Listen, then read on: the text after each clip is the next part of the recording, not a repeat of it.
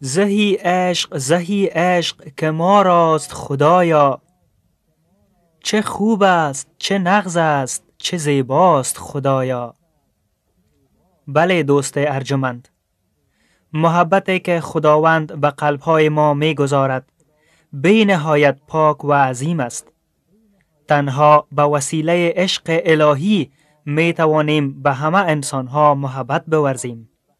محبتی که از جانب خداست، هیچ کینه، نفرت و ظلم و انتقام را نمی پذیرد. زیرا انجیل مقدس می گوید که خدا محبت است و آنکه خداوند را در قلب خود دارد محبت اصیل را دریافته است و در قلب او دیگر جای برای کینه، نفرت و انتقام نیست. زیرا جایی که خداست شیطان بوده نمی تواند. شنونده عزیز، شما در برنامه گذشته راجع به آنچه عیسی مسیح به ما می بخشد شنیدید. ما گفتیم که عیسی مسیح زندگی ایماندارانش را کاملا تغییر می دهد. کردار آنها، گفتار و طرز فکر آنها را کاملا دگرگون می کند. در قلبهایشان فقط خوشبینی، نیکخواهی، محبت، امید و مهربانی جای می گیرد. به این ترتیب آنها زندگی جدید را حاصل می کنند. همچنان شما شنیدید که عیسی مسیح به ما آرامش جدید می بخشد. آرامشی که به حادثات روزگار هیچ بستگی ندارد و جاودانه در قلب ما خواهد بود. چنانچه عیسی مسیح در انجیل مقدس می گوید: بیایید نزد من ای تمامی زحمتکشان و گرانباران، من به شما آرامی می دهم.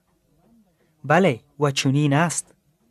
اگر ما قلب خود را برای عیسی مسیح بگشاییم و زندگی خود را به دست او بسپاریم و از او بخواهیم که وارد زندگی ما شود و او را چون پادشاه و رهبر خود بپذیریم، او حاضر است گناهان ما را ببخشد و آرامش و خوشی را به ما عطا نماید.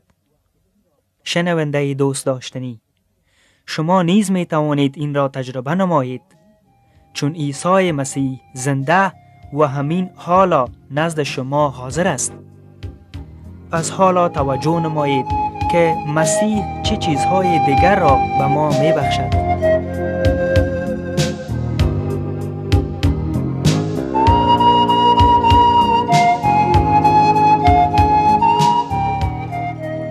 مسیح برای ما آزادی جدید می بخشد.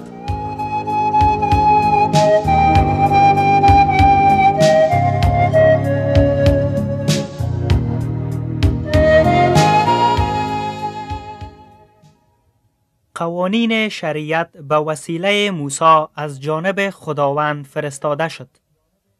خدا می خواست تا انسانها تابع قوانین شریعت باشند و از آن پیروی نمایند.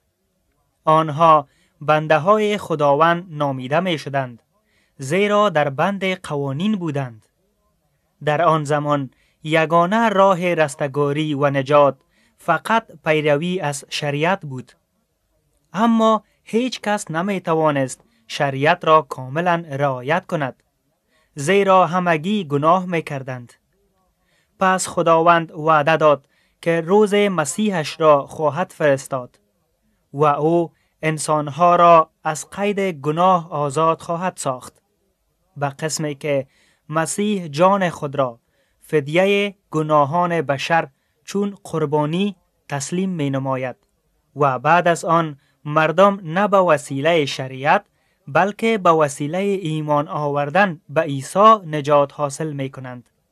چنانچه در انجیل مقدس نیز ذکر شده: اما گناه کرده اند و از جلال خدا کم آمده اند، اما با فیض خدا همه به واسطت عیسی مسیح که خونبهای آزادی آنست به طور رایگان عادل شمرده می شوند.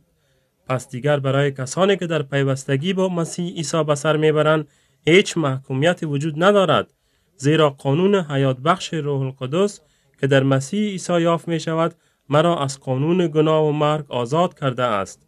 آنچه را که شریعت به علت ضعف طبیعت این نفسانی نتوانست انجام دهد، خدا انجام داد. بدین ترتیب کسانی که به خونبهای عیسی ایمان می آورند از قید بندگی و گناه آزاد می شوند و فرزندان خدا به حساب می آیند. آنها از گناه نفرت دارند، نه به خاطر که پیروان شریعت هستند، بلکه به خاطر اینکه فرزندان خدا حساب شده اند. آنها اعمال نیک و خوب انجام می دهند، نه برای اینکه از شریعت پیروی می نمایند، بلکه برای اینکه خدا را چون پدر آسمانی خود دوست دارند. شنونده مهربان، عیسی مسیح 2000 سال پیش از جانب خدا فرستاده شد. او آمد تا نقشه را که خداوند برای نجات ما انسانها کشیده بود عملی سازد. نقشه خداوند چنین بود که مسیحش باید جان خود را فدیه گناهان بشر چون قربانی فدا کند. بعد هر کسی که ایمان بیاورد و اقرار کند که خون عیسی فدیه گناهانش است، او فرزند خدا خوانده خواهد شد و نزد خدا عادل شمرده می شود، چنانچه انجیل مقدس تاکید می نماید. زیرا ما یقین داریم که به وسیله ایمان بدون اجرای شریعت عادل شمرده می شویم. عیسی مسیح به خاطر گناهان من و شما مصلوب گردید و حال اگر خون عیسی را چون فدیه گناهانتان قبول دارید، شما نیز از قید گناه و شریعت آزاد می شوید و چون فرزند دوست داشتنی خدا، عیسی مسیح به شما کمک می نماید تا زندگی پاک و مقدس داشته باشید.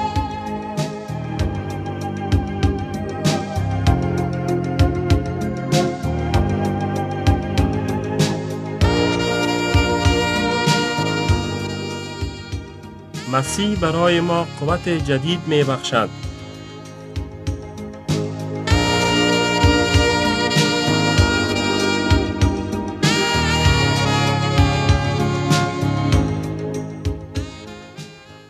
برای اجرای هر عمل نیک به قوت نیاز داریم.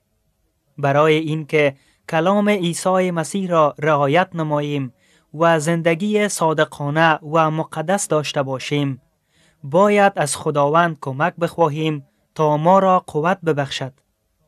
باید همیشه از عیسی مدد بخواهیم که ما را قوت بدهد تا با اعمال نفسانی و شهوانی خود بجنگیم. زیرا انسان نفس دارد و نفس او مخالف خواهش‌های روحانی او عمل می نماید. یک ایماندار مسیحی روحاً فرزند خداست و اما جسماً فرزند انسان. روح او می خواهد تا او انسان پاک باشد، اما جسم او را به گناه می کشاند. یکی از شاگردان عیسی مسیح در انجیل مقدس می گوید: نمیدانم چی کار می کنم، زیرا آنچه را که دلم می خواهد انجام نمی دهم، بلکه برخلاف چیزی را که از آن نفرت دارم به عمل می آورم. پس چی باید بکنیم تا اعمال جسمانی خود را کاهش بدهیم؟ باید از عیسی مسیح قوت بطلبیم و بدون شک او این را عطا می نماید. بدین گونه قوت خواهیم یافت تا در مقابل شیطان مبارزه نماییم، چنانچه انجیل مقدس می فرماید: دیگر اینکه در خداوند از قدرت به اندازه او نیرو بگیرید، زره کامل را که خدا برای شما تهیه کرده است بپوشید تا بتوانید در مقابل حیله ها و نیرنگ های ابلیس استادگی نمایید. همان گونه که ما به خودی خود و به قوت خود هیچگاه نمی توانستیم فرزندان خدا محسوب شویم، تا اینکه خدا خودش این شایستگی را به ما داد، به همین ترتیب ما هرگز به قوت خود نمی توانیم خواستهای خدا را به جا آوریم.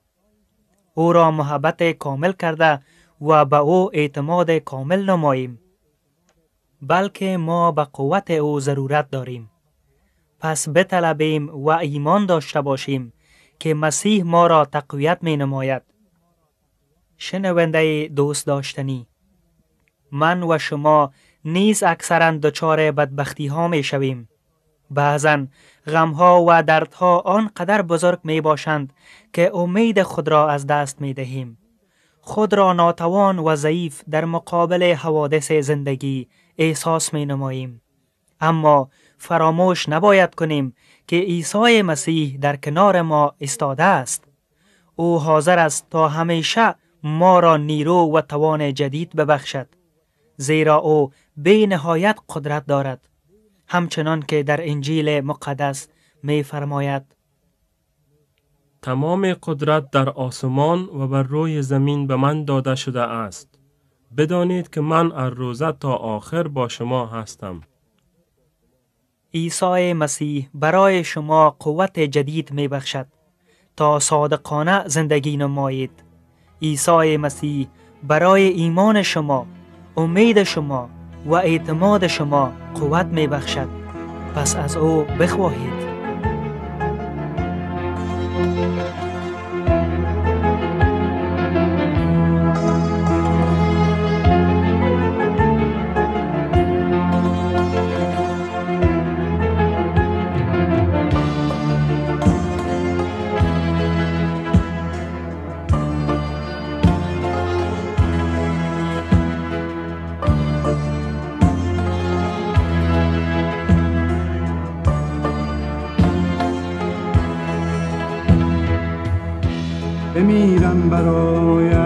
بمیرم برایت که مردی برایم تو با رنج و خفت، چنان عاشقانه به روی صلیبت. بمیرم برایت که مردی برایم، بمیرم برایت.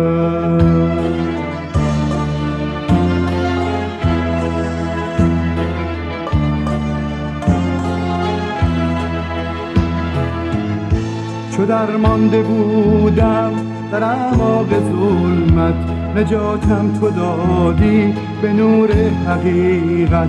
تو مردی برایم به روی صلیبت، مرا زنده کردی تو با خون پاکت. برایم تو جانت چه عاشقانه دادی، برایم تو خونت چه جانانه دادی. بمیرم برایت، بمیرم برایت، بمیرم برایت.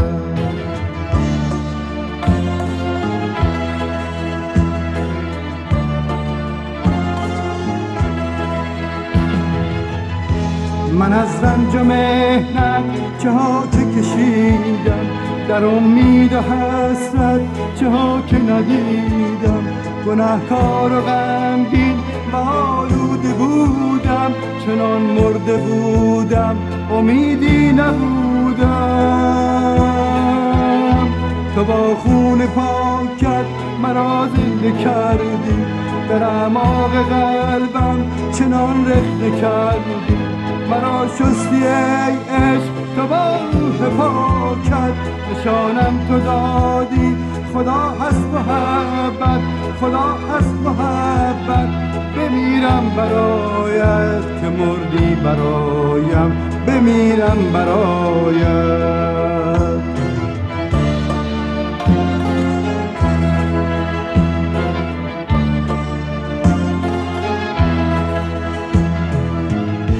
پس از مرگ دوباره چنان زنده گشتی، تو رفتی خداوند به تختت نشستی. منم آن رعیت تو شاه من هستی، که با بنده خود تو پیمان ببستی. کنم مستم از آن باده ای که تو دادی به دستم، کنون شادم که دادی نجاتم. تو را می پرستم، بمیرم برایت، بمیرم برایت که مردی برایم. تو با رنج و خفت چنان عاشقانه به روی صلیب